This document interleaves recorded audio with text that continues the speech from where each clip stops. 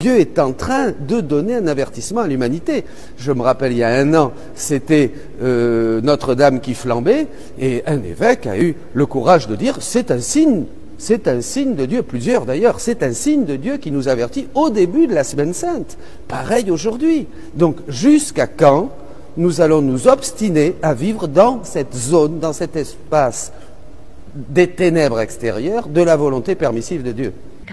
Si les hommes ne se repentent pas et ne s'amendent pas par eux-mêmes, le Père fera tomber un grand châtiment sur l'humanité. Ce sera un châtiment plus grand que le déluge, comme on n'en aura jamais vu avant. Les seules armes qui vous resteront seront le rosaire et le signe laissé par mon Fils.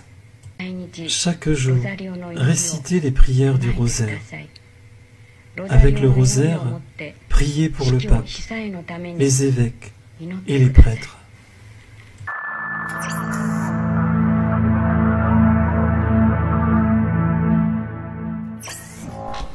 Le Fils aîné, l'enfant prodigue, la miséricorde du Père. Mais je voudrais aujourd'hui, avec ce que nous vivons au niveau mondial, de cette épidémie, pandémia on dit?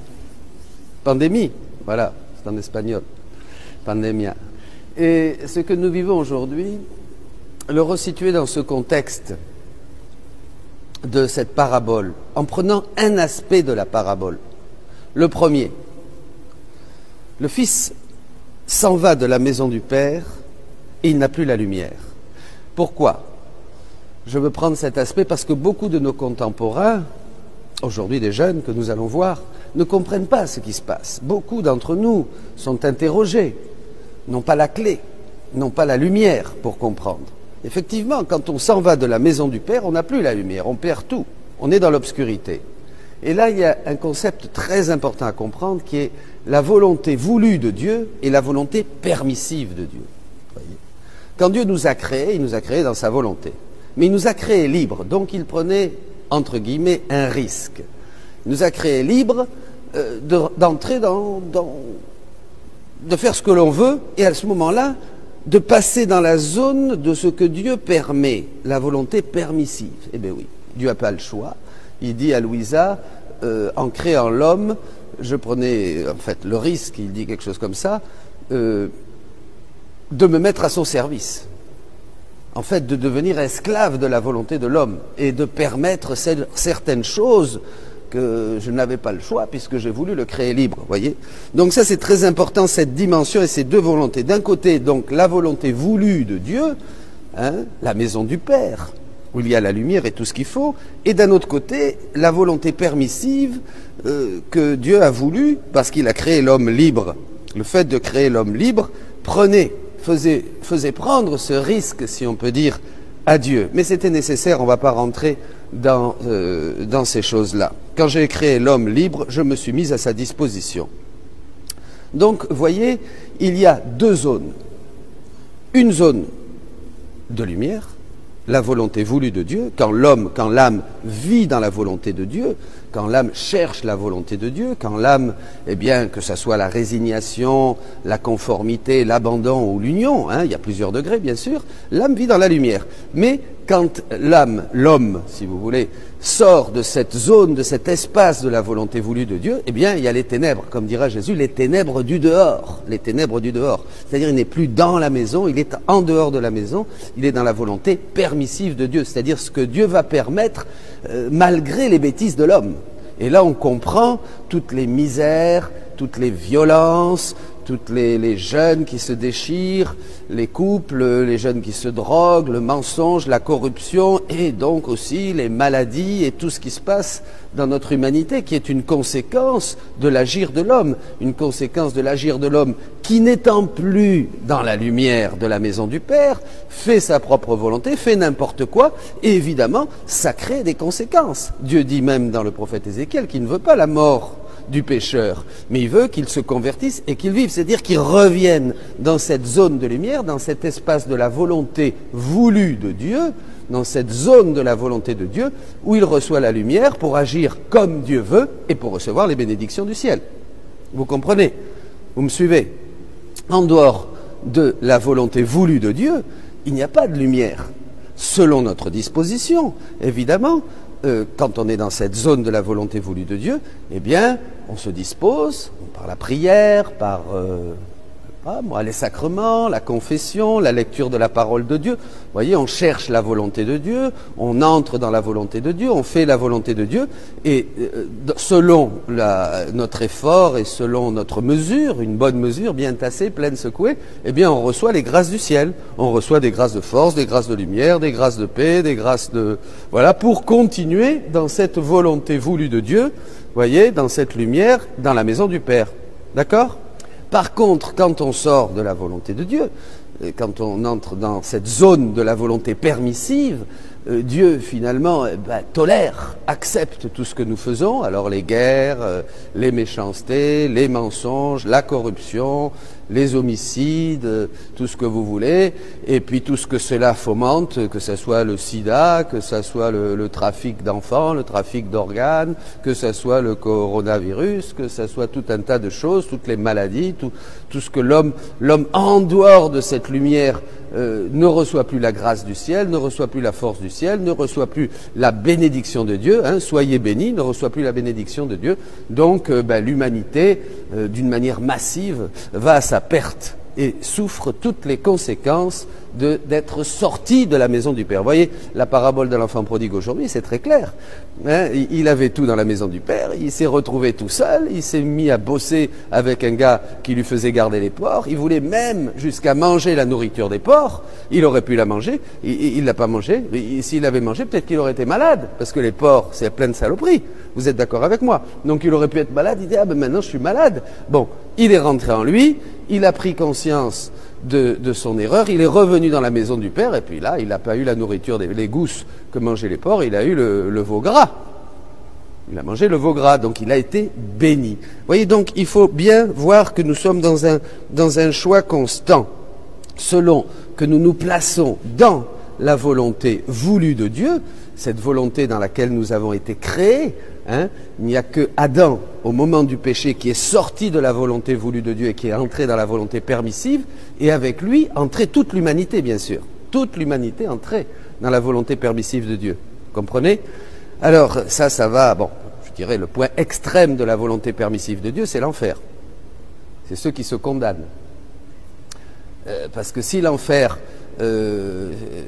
était dans la volonté voulue de Dieu, eh bien, il ne se condamnerait pas. Il serait sauvé. Il serait sauvé, puisque ça serait la volonté de Dieu. Donc voilà. Mais après, nous, c'est selon notre bonne volonté. Et là, je vous invite tous à réagir, bien sûr, comme toutes ces initiatives de prière actuellement, pour demander, bien sûr, qu'on soit guéri de toute maladie et de cette maladie, mais pas ça, mais surtout du virus de vivre dans notre volonté propre, du virus de cette maladie qui nous vient du fait d'être sorti de la maison du Père et d'être livré à toutes les cochonneries, comme le dit l'Évangile d'aujourd'hui, que nous sommes capables de recevoir sur le chemin. C'est ça, donc lumière ou ténèbres, il faut vraiment choisir, et pas choisir à moitié. Rappelez-vous, comme le prophète Élie dit au peuple d'Israël, quand est-ce que tu auras fini de marcher à cloche-pied? Il faut vraiment choisir, vous les catholiques, vous les chrétiens, aujourd'hui, recevant maintenant dans la lumière, parce que quand on est dans les ténèbres, on ne voit rien. Donc on ne comprend pas les baffes, les divorces, la méchanceté, les églises qui se vident, comme disait aussi Jésus à Louisa, les prêtres qui désertent, des prêtres qui même, on a vécu dans notre France plusieurs suicides. Vous voyez, sans parler des suicides des gens du monde, c'est extraordinaire, c'est épouvantable. Vous voyez, on a vécu toutes ces choses-là. Donc toutes ces choses, vous voyez, on ne comprend pas. Même le catholique commun qui vit comme ça, un peu à cloche-pied, un peu dans le monde et un peu dans sa volonté, dans la volonté permissive de Dieu, beaucoup, et un tout petit peu dans la volonté voulue de Dieu, disons qu'il va à la messe le dimanche, eh bien il ne comprend pas. Il ne comprend pas ce qui se passe, il ne comprend pas ce virus, il ne comprend pas pourquoi. Quelqu'un aujourd'hui me disait, tiens, un membre de ma famille a attrapé ce virus. Voilà, oh là là, et un autre aussi. Tout ça parce qu'ils ont été à un enterrement, voilà. Vous imaginez? Donc on ne comprend pas. Mais quand on est dans la volonté voulue de Dieu, vous voyez, dans la maison du Père, alors là on comprend. Là on comprend que Dieu est en train de donner un avertissement à l'humanité. Je me rappelle, il y a 1 an, c'était Notre-Dame qui flambait, et un évêque a eu le courage de dire, c'est un signe de Dieu, plusieurs d'ailleurs, c'est un signe de Dieu qui nous avertit au début de la Semaine Sainte. Pareil aujourd'hui. Donc jusqu'à quand nous allons nous obstiner à vivre dans cette zone, dans cet espace des ténèbres extérieures de la volonté permissive de Dieu? Quand est-ce que nous allons faire que Dieu est obligé de suivre et de se rendre esclave de la volonté humaine? Quand est-ce que nous allons prendre la décision radicale, définitive, de devenir ce que nous sommes, c'est-à-dire des enfants de Dieu, des enfants de lumière? Parce que la volonté de Dieu, c'est que tout homme soit sauvé et arrive à la connaissance de la vérité, dira saint Paul. Tout homme doit être sauvé, arriver à la connaissance de la vérité. C'est pour ça que Jésus est venu. Alors Jésus est venu. Alors avant, le peuple qui marchait dans les ténèbres n'avait pas grand-chose. Il n'avait que la loi de Moïse, vous vous rappelez, les commandements. Voilà, fais ceci, fais cela, fais pas ceci, fais cela. Je mets devant toi 2 chemins, la lumière et les ténèbres, la bénédiction et la malédiction. La bénédiction et la malédiction, vous vous rappelez? C'était très clair. C'était très clair. Enfin, vient Jésus, alors là, c'est la pleine lumière, je suis la lumière du monde. Celui qui me suit ne marchera pas dans les ténèbres, mais dans la lumière. Jésus est la pleine lumière, bien sûr, et il nous révèle tous ces trésors de quoi? Du mystère de sa volonté, dira saint Paul. Du mystère de sa volonté. Voyez? C'est ça. Il nous révèle tout ce qui est dans la volonté voulue de Dieu, tous ces trésors immenses, infinis, qui sont dans la volonté de Dieu, dans la volonté voulue de Dieu, désirée de Dieu, et qu'on n'avait pas découvert, parce qu'on vivait dans la volonté permissive. Bien sûr, il y avait la loi, mais bon, la loi ne nous donnait pas beaucoup de lumière. Vient Jésus, ça c'est la pleine lumière. Celui qui me suit ne marche pas dans les ténèbres, marche dans la lumière. Donc Jésus a commencé à nous révéler les trésors infinis, les merveilles de toutes ces choses qui se trouvent dans la volonté voulue de Dieu. Cette volonté dans laquelle Dieu a toujours voulu que nous vivions, que nous puissions croître, grandir, nous développer. Voilà, dans toutes ces merveilles. Alors Jésus va nous révéler ça, bien sûr. Et on va commencer à s'efforcer à vivre dans cette volonté de lumière, dans cette volonté, dans la maison du Père. Vous comprenez ?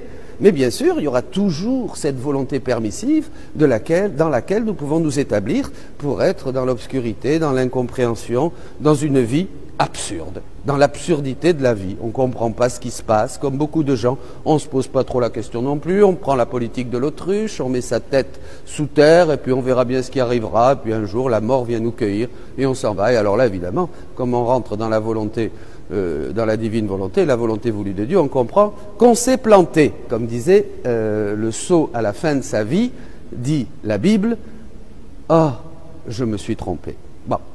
Alors, disons que maintenant, on décide d'entrer dans la volonté voulue de Dieu et dans cet espace de lumière. Alors, pour terminer, pour arriver à la plénitude de cette vie dans la divine volonté, eh bien, Jésus va donc nous révéler le chemin, va nous annoncer que l'homme est fait pour faire la volonté de Dieu sur la terre comme au ciel, donc vivre en pleine lumière, bien sûr. Il va nous dire tout un tas de choses, mais il ne va pas tout nous dire. Il ne va pas tout nous dire parce que nous ne sommes pas mûrs. Tout ça va être contenu en lui. C'est pas qu'il y a quelque chose de nouveau maintenant avec la divine volonté, il n'y a rien de nouveau. De toute façon, la nouveauté, c'est la rédemption, c'est Jésus. Ça, c'est le nouveau, c'est la mode actuelle. Depuis toute éternité, c'est la divine volonté, bien sûr, puisqu'on a tous été créés dans la divine volonté. Et que Adam devait y rester et pas sortir. Il est sorti, nous sommes tous sortis. Et maintenant, Jésus vient pour nous y refaire rentrer. Donc la nouveauté, c'est Jésus, c'est la rédemption. Toutes ces choses sont contenues en Jésus, bien sûr, tous ces trésors de la divine volonté, mais il va nous les révéler peu à peu, comme il l'a dit d'ailleurs à ses disciples, pardon. Je ne peux pas tout vous dire, mais l'Esprit Saint ira vous conduisant jusqu'à la plénitude de la vérité. Donc toutes ces choses sont en Jésus, il n'y a rien de nouveau, mais maintenant, si nous entrons dans cet espace de la divine volonté, donc en plénitude, en découvrant tous les trésors que le Seigneur nous révèle sur lui, sur la vie, sur le monde, à travers le livre du ciel, là nous entrons en pleine lumière. Nous revenons dans la maison du Père. Ça y est, là on comprend. C'est extraordinaire. Je disais à quelqu'un hier, j'ai dit, mais quelle grâce de vivre dans la divine volonté, parce qu'on n'a plus cette angoisse, cette incompréhension où on essayait, on se dit, ben, on va jeûner davantage, et c'est bien de jeûner, on est en carême, hein, on va prier davantage, et c'est bien de prier sans cesse, hein, et on va faire, je sais pas, d'autres dévotions, d'autres neuvaines, on va multiplier, on va faire tout ce qu'on peut, mais enfin quand même, on a cette angoisse, parce que on n'a pas la plénitude, on ne comprend pas tout, vous comprenez, on ne comprend pas tout, c'est pas possible, on ne comprend pas pourquoi cette maladie, pourquoi des gens qui meurent, pourquoi ces peurs, pourquoi ces angoisses, pourquoi cette psychose hein, que nous vivons tous au niveau mondial maintenant, pourquoi ça, pourquoi on doit, les messes, on doit se mettre à 1 mètre les uns des autres, pas plus de 100 personnes, ces mesures de sécurité, bien sûr, mais pourquoi tout ça? Pourquoi tout ça? Vous voyez, on ne comprend pas, on ne voit pas. Parce qu'on est dans les ténèbres extérieures. On n'est pas dans la volonté voulue de Dieu, on est dans la volonté permissive. Donc Dieu permet ça, mais oui, il permet ça, bien sûr, il permet ça. Pourquoi j'en sais rien? Je suis triste, je suis angoissé. Quand on est par contre dans la divine volonté, eh bien là on comprend, Jésus le dit, quand vous verrez les églises se vider, quand vous verrez mes ministres disparaître peu à peu, quand vous verrez, ça veut dire que je n'accepterai plus, que je ne peux pas recevoir ce sacrifice qui monte de vous, parce que non, c'est pas ça.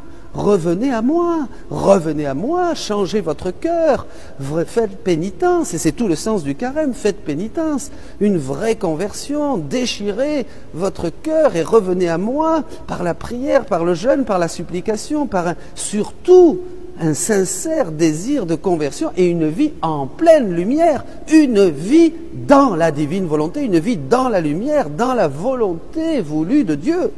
On ne peut pas aller à cloche-pied, je vous disais, comme le disait Élie à son peuple Israël. Eh bien, c'est le jour, mes amis, plus que jamais. Je crois que beaucoup de choses que nous vivons aujourd'hui, et je pense encore à ces gens qui ne peuvent plus voyager, un ami me disait, voyons si elle va pouvoir, ou s'il va pouvoir, un petit neveu, comme ça, revenir au pays, parce qu'ils sont bloqués, il n'y a plus de lignes. On va vivre aussi un crash, évidemment, au niveau économique, et toutes ces choses-là. Tout ça va peser sur notre humanité, va peser sur notre cœur, et beaucoup vont être découragés, beaucoup vont être angoissés, beaucoup vont perdre la paix, beaucoup vont compenser avec beaucoup de choses. Pourquoi? Eh bien oui, quand on est dans la volonté voulue de Dieu, quand on est dans sa divine volonté, on comprend le pourquoi. Et on prend les armes.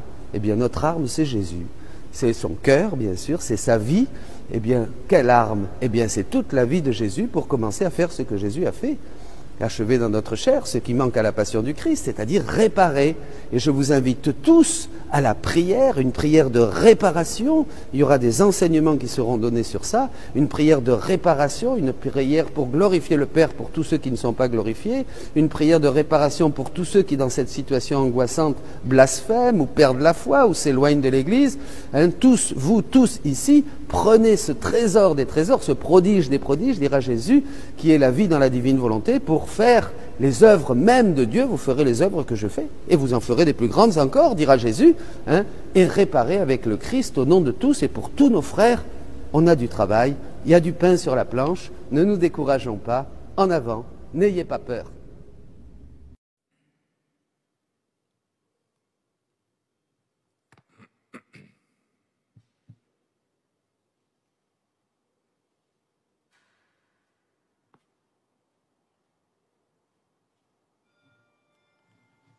Chers frères et sœurs, chers amis, vous tous qui nous écoutez sur France Culture, Radio Notre-Dame et KTO.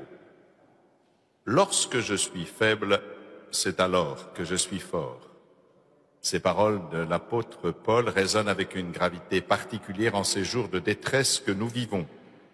Alors que notre attention va vers les personnes les plus éprouvées et ceux qui les soignent, nous sommes conduits chacun à peser la fragilité de notre condition mortelle et à nous tourner vers la puissance de Dieu qui se déploie dans la faiblesse.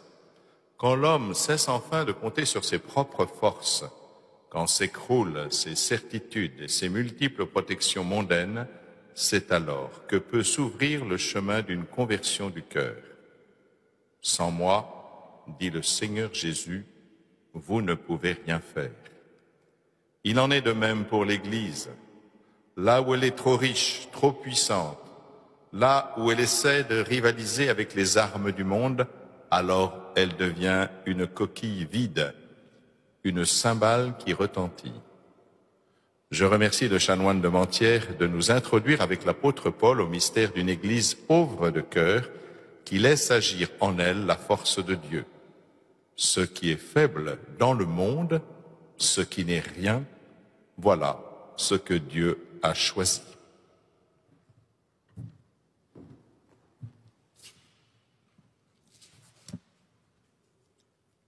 Merci, Monseigneur. Depuis le temps de David, les aveugles n'avaient pas accès au temple de Jérusalem. Comme aujourd'hui, chers auditeurs, vous n'avez probablement pas eu accès à vos messes dominicales. Cela nous le rend très proche, cet aveugle que Jésus guérit. Par l'eau de Siloé, il est rendu à la lumière. Au-delà du symbole baptismal, j'aime contempler la personnalité attachante du miraculé. Comme il est remarquable, notre aveugle. Il ne sait pas comment le prodige fut possible.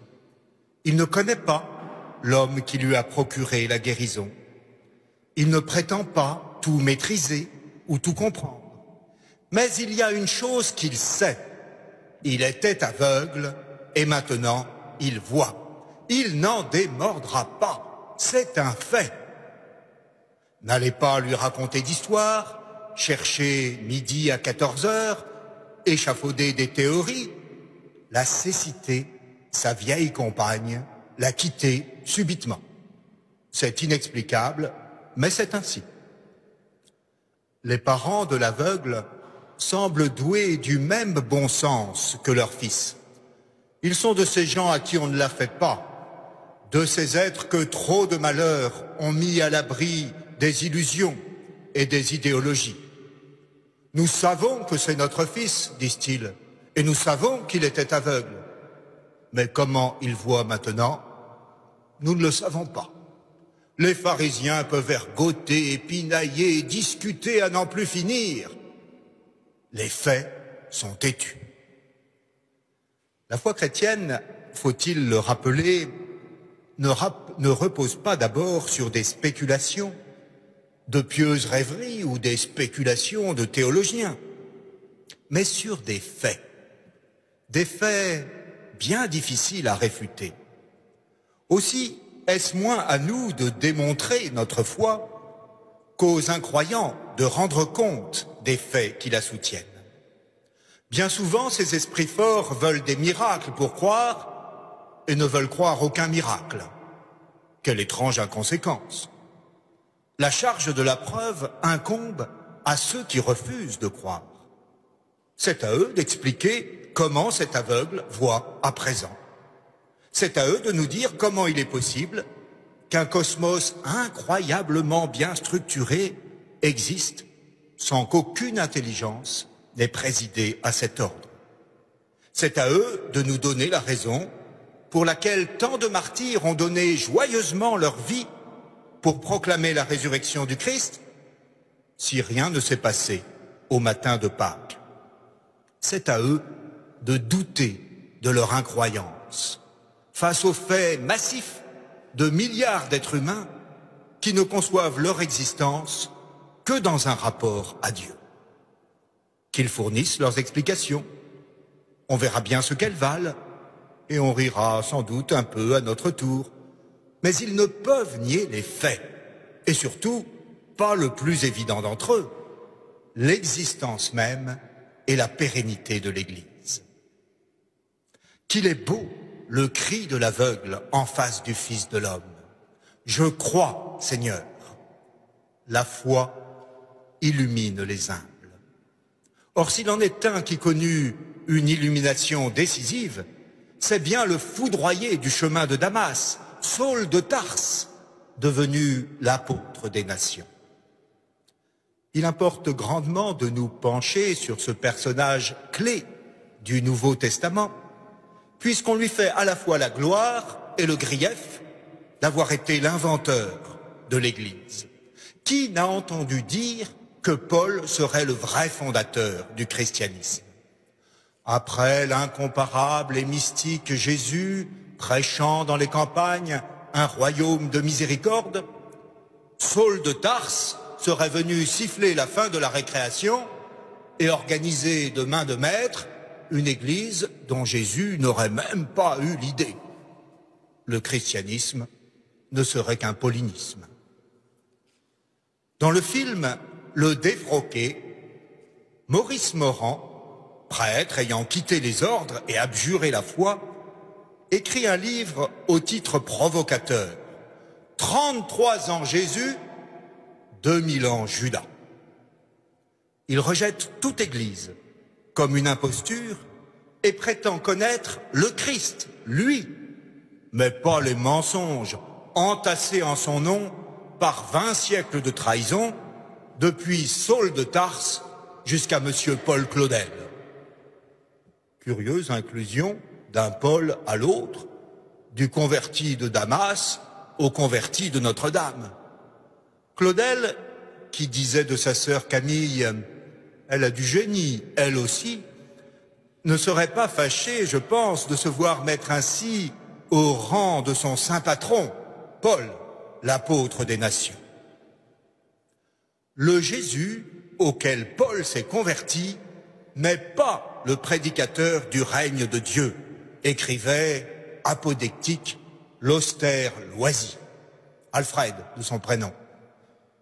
À la foi juive de Jésus, l'apôtre aurait substitué une religion nouvelle, le christianisme. Géniale récupération.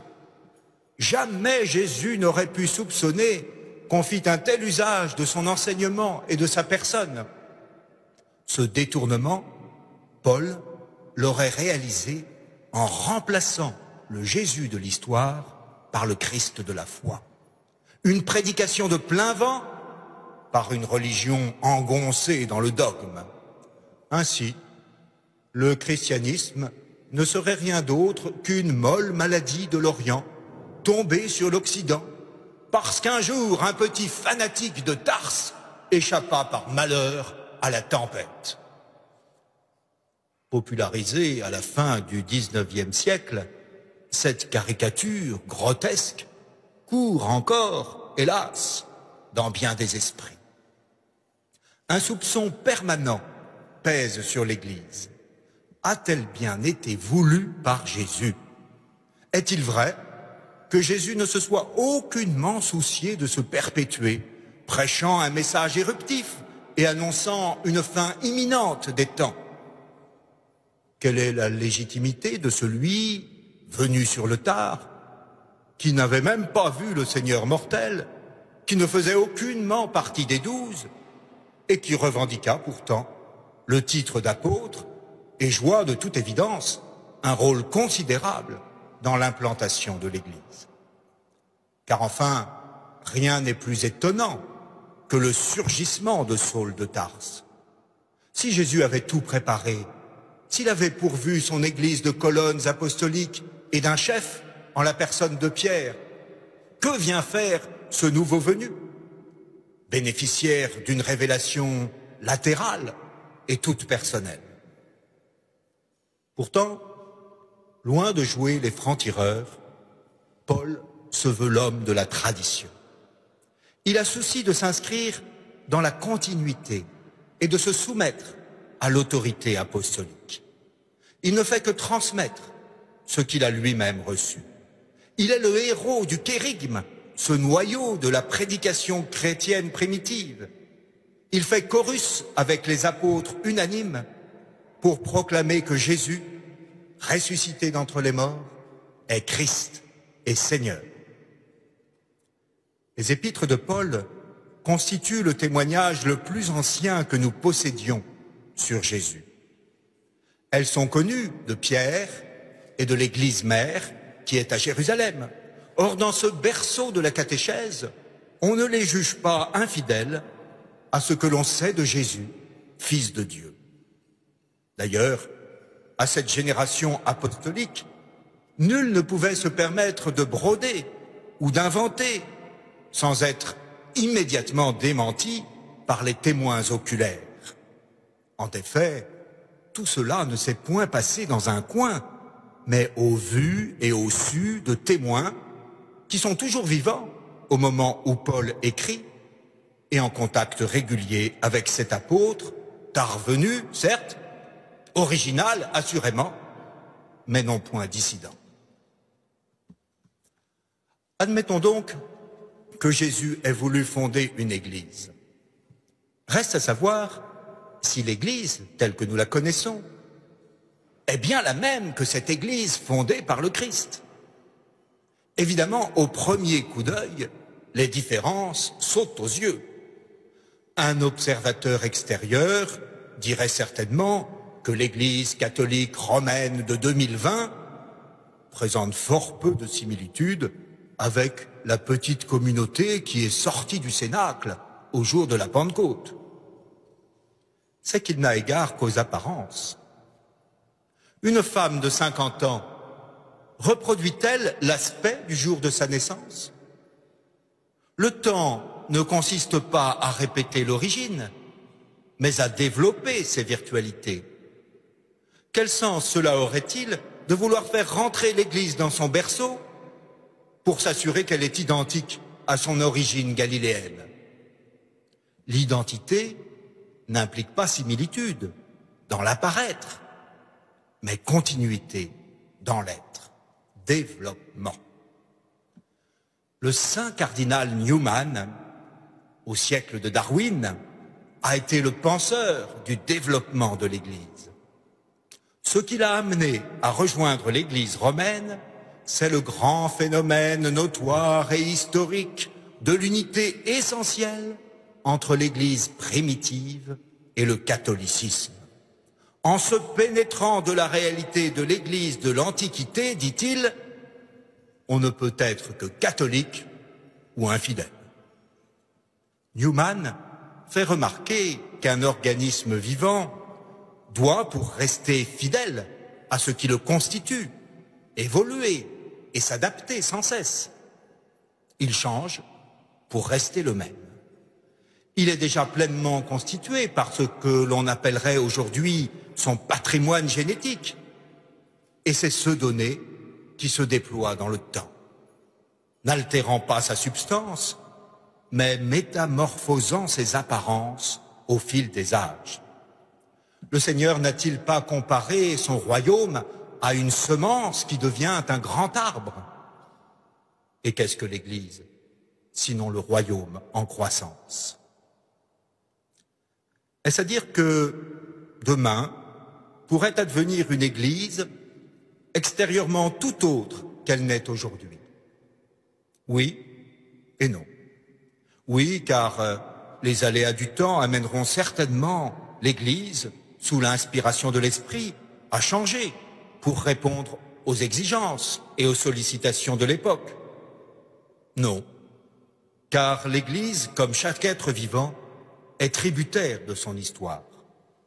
Lorsque j'étais nouveau-né, j'aurais pu apprendre aussi bien l'espagnol, le chinois que le français. Et maintenant, je ne peux plus changer de langue maternelle. Ce qui s'est passé dans mon enfance me constitue. De même pour l'Église. Sa structure fondamentale s'est constituée au cours des premiers siècles de son histoire, à travers les conciles et l'enseignement des pères. On peut toujours penser que les choses auraient pu ou auraient dû se passer différemment. Mais ce qui eut lieu en ces temps fondateurs n'est pas indifférent à ce que l'Église est aujourd'hui. On ne peut revenir en amont. À cette époque fondatrice, celle de l'émergence de l'Église, appartient sans conteste Saint Paul. Il en constitue un chaînon décisif. Quel souffle dans ce petit homme gigantesque que l'iconographie ancienne nous dépeint petit, malingre, chauve, barbu, et dont les capacités oratoires sont jugées nulles. Oui, vraiment, Dieu se plaît à choisir ce qui est faible pour confondre les forts. C'est à ce point que Bossuet s'est attaché dans son admirable panégyrique de l'apôtre. Il remarque que Paul ne se glorifie que de ses infirmités. Soit qu'il prêche, soit qu'il combatte, soit qu'il gouverne, il est faible dans tous ses emplois. La conversion de Saul de Tarse sur le chemin de Damas est un événement si considérable que saint Luc ne craint pas de le raconter 3 fois dans les Actes des Apôtres. Les peintres en ont fait un sujet de choix. On a brodé allègrement le cheval, les hommes en armes, le corps en sueur, le zèle, l'éperon du zèle, l'œil enflammé de haine. Qu'on songe à l'admirable tableau du Caravage dans l'église Santa Maria del Popolo à Rome. Le cheval énorme prend la plus large place sombre du tableau, tandis que le désarçonné gît dans la lumière. Souvent, lorsque je lis ce récit de la conversion de l'apôtre, je pense à Sabine, cette prostituée étonnante du bois de Boulogne, qui avait acquis à peu près tous les livres existants sur saint Paul. Elle les avait dévorés. Quand on lui demandait d'où venait cette passion pour l'apôtre, elle répondait, un éclair dans le regard, « J'aimerais tant qu'il m'arrive la même chose que lui. » Sabine espérait depuis des années que le Seigneur se manifeste à elle, ignorant que cet espoir même était déjà une première manifestation du Seigneur. Cette attente ardente d'une conversion fulgurante témoignait d'une patiente conversion qui s'était opérée à son insu et qui porterait des fruits en temps voulu. Ce qui frappe dans le cas de saint Paul, c'est que le retournement fut complet, radical et durable. Saul de Tarse demeura toujours, désormais, se foudroyer du chemin de Damas, vaincu par la lumière. Que s'est-il passé exactement? Nous ne le saurons jamais. C'est indicible. Renan, ce mécréant mesquin, a parlé d'insolation. Mais quel soleil est cela pour produire un effet si décisif et durable? Saul a entendu le Christ lui dire « Je suis Jésus que tu persécutes ». Non pas Jésus dont tu persécutes les disciples, mais bien Jésus qui est persécuté par toi. Quelle chose étrange! Le ressuscité est au ciel, exempt désormais de tout péril, et il se dit maltraité et combattu par ce pharisien radicalisé. Jamais Saul n'oublierait cela. C'est le Seigneur de gloire que l'on persécute lorsqu'on s'en prend à l'un des chrétiens. C'est Jésus que l'on bafoue lorsqu'on maltraite ses serviteurs. Ce que l'on fait au plus petit d'entre les siens, c'est au Christ lui-même qu'on le fait. Le Christ s'identifie pleinement à ses disciples humiliés. On peut dire que la conversion de Saul de Tarse est indissociablement une conversion au Christ et à l'Église. Plus tard, devenu l'apôtre des nations, Paul expliquerait cela aux Colossiens. Le Christ est la tête de son corps qui est l'Église. Pour définir ou pour décrire la véritable Église de Jésus-Christ, on ne peut rien trouver de plus juste, de plus beau, de plus pertinent que cette expression. Elle est le corps du Christ. Non pas le corps des chrétiens, mais le corps du Christ. Saint Paul n'a pas en vue un corps moral, comme on parle du corps social ou des grands corps de l'État. Les chrétiens sont très concrètement les membres du Christ, dans une solidarité qui ne supporte ni division ni mépris. Le Christ et l'Église, la tête et le corps, c'est le Christ total. Combien de fois Jésus lui-même n'avait-il pas enseigné cette imbrication de ses disciples avec lui? Il est le cep et nous sommes les sarments. Hors de lui, nous ne pouvons rien faire. Il nous faut demeurer en lui, comme il demeure en nous. Il n'a pas voulu rester avec les siens simplement dans un rapport de bon voisinage. Chaque chrétien vit désormais dans le Christ, et le Christ est en lui. L'Église n'est pas rassemblée autour de Jésus comme un club de militants ou de fans. Elle est unifiée en lui, elle est son corps. Sainte Jeanne d'Arc a résumé devant ses juges tout l'enseignement patristique dans la célèbre sentence de Jésus-Christ et de l'Église, m'est avis que c'est tout un et qu'il n'en faut point faire difficulté. Cette intimité du Seigneur et de ses disciples se manifeste et se réalise dans la communion eucharistique. Lorsque Jésus se fait notre nourriture, toute distance est abolie. Qui mange ma chair et boit mon sang demeure en moi et moi en lui. Ô sainte présence du fidèle à son Dieu et de Dieu au plus humble fidèle, présence dont le moindre communion fait la vive expérience. Lorsque, revenu à sa place, il referme son manteau doucement sur cette flamme au plus intime de son être, sur cette palpitation de l'amour captif. Qu'il est émouvant, en ce sens, le témoignage des martyrs d'Abitène. Nous sommes en l'an 304, près de Carthage, en Afrique du Nord. 50 chrétiens ont été arrêtés à la fin de leurs agapes fraternelles. Ils sont mis à la question, ont-ils, oui ou non, participé au culte interdit? Il leur suffit de nier pour avoir la vie sauve. Mais renier l'Eucharistie, c'est renier le Christ. Sous la torture, le lecteur éméritus explique ainsi sa participation au culte. Sans la messe, nous ne pouvons pas vivre. Et à la même question, Félix répond fièrement à l'adresse du juge, « Ne sais-tu pas, Satan, que les chrétiens font la messe et que la messe fait les chrétiens ?»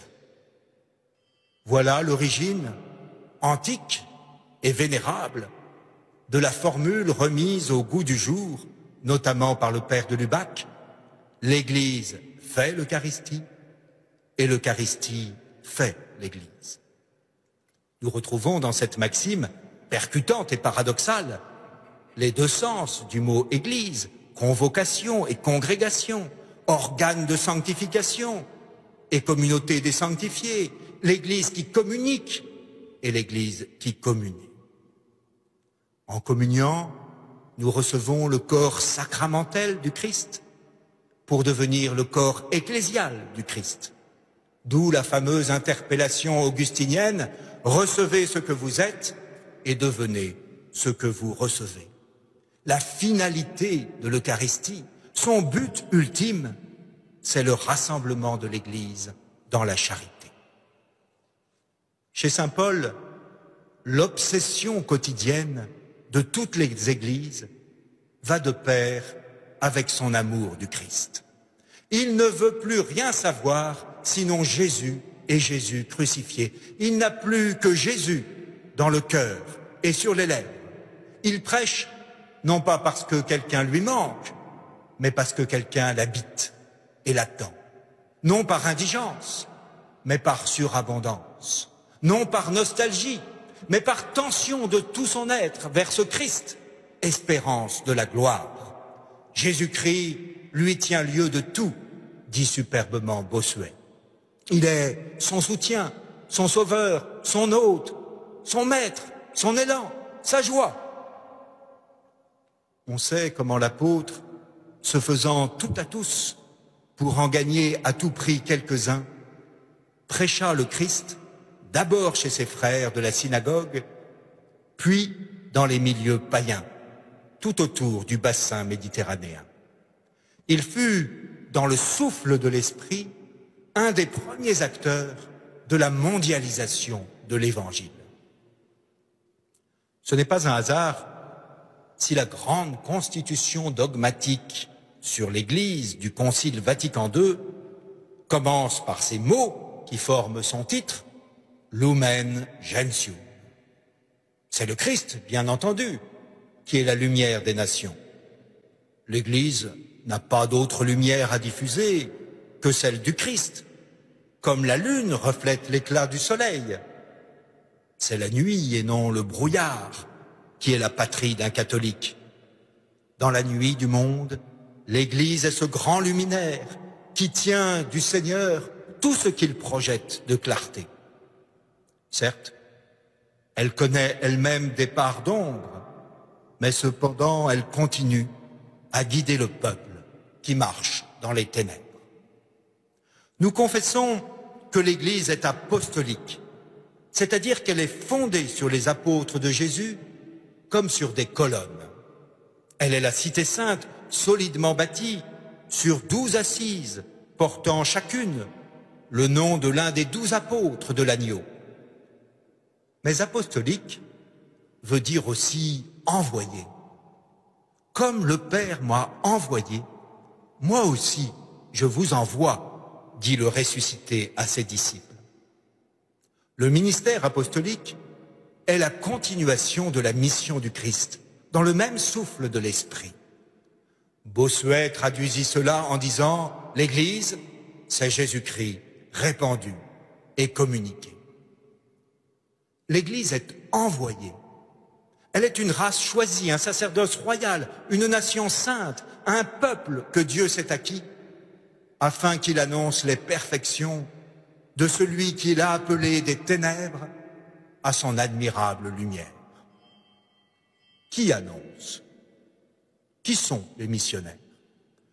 Bien sûr, lorsqu'on parle de mission, on pense spontanément à ces pays lointains où tant d'hommes et de femmes sont partis se faire couper la tête. On imagine l'héroïsme des confins de la terre, le colonialisme bon enfant, l'exotisme barbu et déchaussé. Oh, comme je revois ce vieux lazariste à genoux devant la grotte de Massabielle. Dans ce lieu de silence et de paix, il avait failli déclencher une émeute. Ayant sorti en effet de son sac un magnétophone d'un autre âge, il avait diffusé, là, dans le sanctuaire de Lourdes, une musique égrillarde et sonore. Les bonnes âmes, confites en dévotion et toujours prêtes à se scandaliser, réagirent vertement, en sommant le bon père de faire cesser ce crin-crin. Il eut toutes les peines à leur expliquer le pourquoi de son comportement étrange. Voilà, parvint-il à articuler, la voix brisée par l'émotion. Je suis depuis 20 ans missionnaire au Vietnam. Aux enfants du collège, j'ai appris à aimer la Sainte Vierge et Bernadette, la pauvre bergère. Ils ont formé une chorale et chantent des cantiques à Notre-Dame. Lorsqu'ils ont su que je partais en France et que je me rendrais à Lourdes, ils m'ont supplié de les emmener avec eux. C'était impossible, bien sûr. Alors je leur ai promis qu'ils chanteraient l'Ave Maria devant la grotte, la même où Sainte Bernadette avait eu le bonheur de contempler notre Mère Immaculée. Cette musique qui trouble votre prière, c'est la leur. Ce sont leurs voix enfantines qui chantent pour Notre-Dame. Le missionnaire rangea alors son magnétophone. Il avait tenu promesse. Du haut du ciel, la Vierge avait entendu la prière des enfants du Vietnam et accueilli la piété de ce prêtre, portant en tout lieu avec lui le peuple qui lui est confié. Nul n'est besoin, cependant, d'aller aux confins de la terre, d'y demeurer 20 ans, ni d'être ecclésiastique pour vivre la mission. Il nous faut revenir à des vues plus immédiates. Sont missionnaires tous ceux qui, dans l'Église, ont charge de mission en vertu du sacerdoce des baptisés. J'appelle missionnaires ces mamans catéchistes que je vois le mercredi instruire de l'Évangile les enfants du bon Dieu. J'appelle missionnaire cet homme d'affaires qui montre à ses collègues le beau visage de la probité chrétienne. J'appelle missionnaire cette vieille femme alitée qui continuellement égrène son chapelet pour le salut de ses petits-enfants. On peut donc être missionnaire en des lieux, en des états, en des conditions fort diverses. Sainte Thérèse de Lisieux avait découvert que la charité était l'âme de la mission.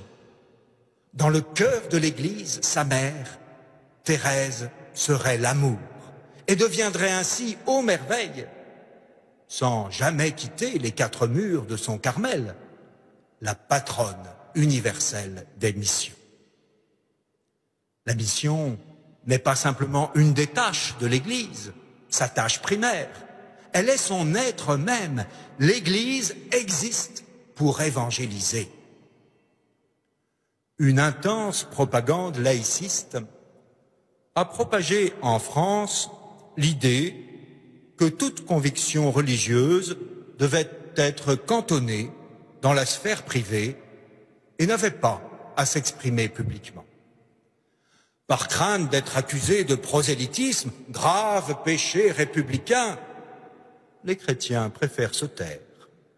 Or, il faut le redire avec Vatican II, l'obligation incombe à l'Église, en même temps qu'elle en a le droit sacré, d'évangéliser. Sous couvert de ne pas empiéter sur la liberté d'autrui, les chrétiens eux-mêmes se sont parfois accoutumés à ce confort frileux qui consiste à ne rien dire du tout publiquement de sa foi, comme s'il s'agissait d'une affaire strictement personnelle. Dans un premier temps, cette chape de silence sur le fait religieux a pu servir d'alibi commode à la paresse apostolique ou de justification toute faite à la couardise missionnaire. Mais peu à peu, on en est venu à se persuader que taire ses convictions religieuses était une forme de respect, peut-être même de charité, à tout le moins de courtoisie minimale, comme si mettre l'Évangile en veilleuse était en fait profondément évangélique. Insensiblement, on a admis comme une évidence le fait que parler religion, ça ne se fait pas. Combien de fois n'ai-je pas observé cela au catéchisme et à l'aumônerie? Si les jeunes ne parlent pas de Jésus à leurs camarades, ce n'est pas parce qu'ils ont peur, ou parce qu'ils manquent de conviction ou de langage, c'est parce qu'ils sont convaincus qu'aborder ce sujet serait un grave péché social. Ça se fait pas, comme ils disent, et même ça se fait trop pas. Dans notre société française, dans la culture ambiante, dans nos règles de politesse et de savoir-vivre, on ne parle pas de ces choses-là.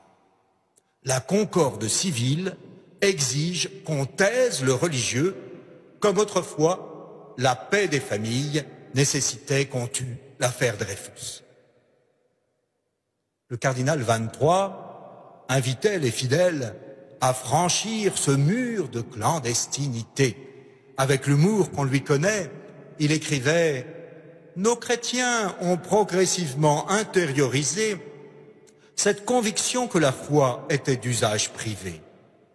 Quelquefois, on fait des excursions hasardeuses en allant à la messe le dimanche, mais à condition que les voisins ne le sachent pas et que l'on soit rentré avec les commissions qui justifient que l'on soit sorti. La question est de savoir si on laisse seulement la grand-mère qui n'a plus rien à perdre dire à quoi elle croit, ou si on remonte un peu dans les générations et que l'on accepte que la question de la foi devienne une question actuelle dans l'éducation, dans l'échange entre membres des familles. Le père Guy Gilbert est venu il y a quelques années parler dans un grand collège catholique de ma paroisse. Il a rencontré d'abord les élèves, collégiens et lycéens, puis le soir leurs parents, issus principalement d'un monde bourgeois de l'Ouest parisien. Il leur a dit ceci: « Moi, quand je suis dans une assemblée de jeunes et que je demande qui croit en Dieu, seuls les jeunes musulmans lèvent aussitôt et sans hésiter la main. Les jeunes chrétiens, eux, ils ne savent pas bien, ils hésitent, ils regardent si le voisin va se manifester pour savoir s'ils vont le faire aussi. Pourquoi cela? Parce que dans les familles musulmanes, Dieu est constamment présent. Ne serait-ce que dans le langage.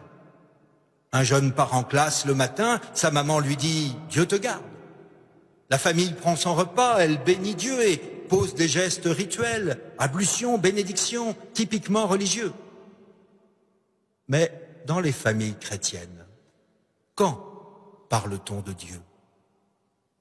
Le mot même Dieu n'est-il pas tabou, totalement absent des conversations familiales ordinaires?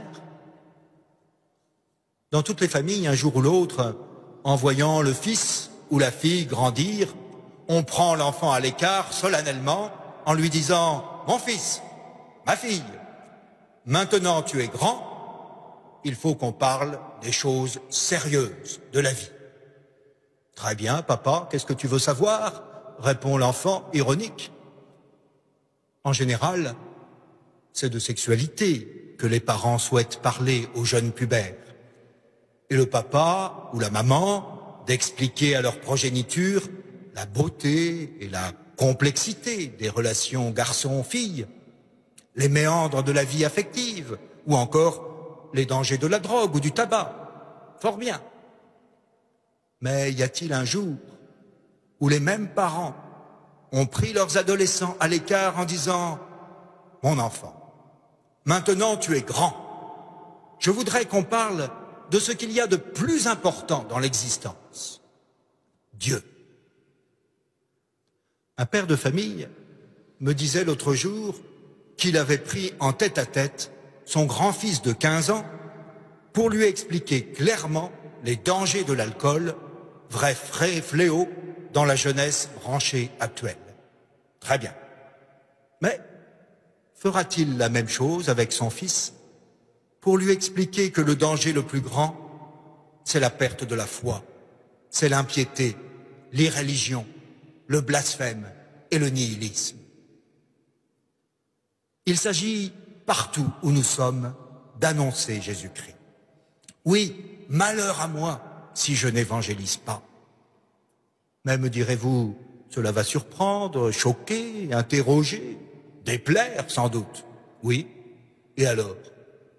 Le but n'est pas de plaire aux hommes en annonçant ce qu'ils veulent entendre, mais de prêcher le Christ. Si je voulais plaire aux hommes, dit l'apôtre, je ne serais pas serviteur du Christ. Un évêque se lamentait un jour en disant « Quand Jésus entrait dans un village, on lui jetait des pierres. Moi, quand je vais en visite pastorale, on me sert le thé. » Serions-nous devenus ces tièdes que le Seigneur vomit?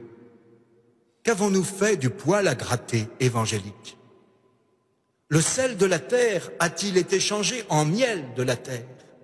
Le levain évangélique s'est-il laissé empêtrer dans une pâte affaissée?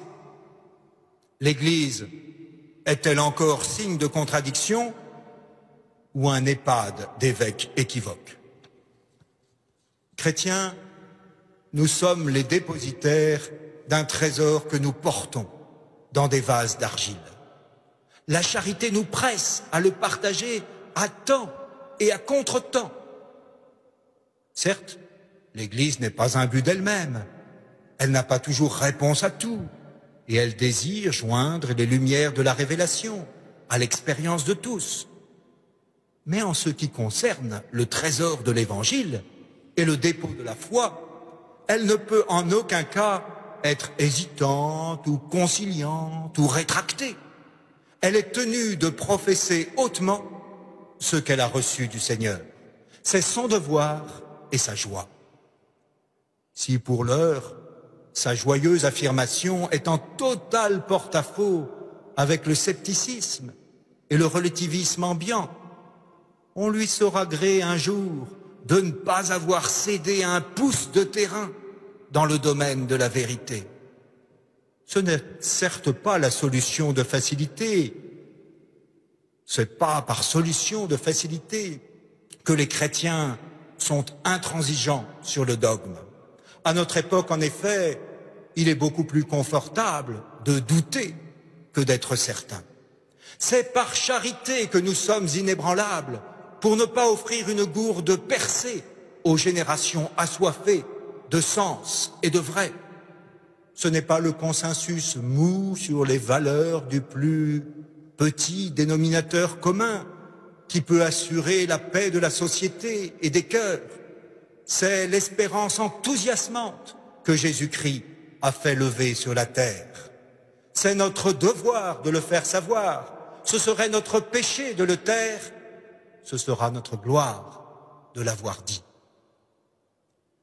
Que l'Esprit vienne au secours de notre faiblesse et nous donne cette parousia, cette assurance, ce franc-parler qui portait saint Paul à annoncer Jésus-Christ jusque dans la capitale de l'Empire. Il me plaît de rappeler que, selon une étymologie certes fantaisiste, Rabelais fait précisément dériver le nom de Paris de cette parousia grecque, parce que les Parisiens, quelque peu imbus d'eux-mêmes, ont bon bec et jactance. N'est-il pas vrai que les habitants de la capitale, vivant sous le commandement des tours de Notre-Dame, ont appris d'Icelle le devoir de prêcher les biens d'en haut? Comme les cloches répandent à tout vent leur prédication aérienne. L'église qui est à Paris, c'est l'église de Sainte-Geneviève.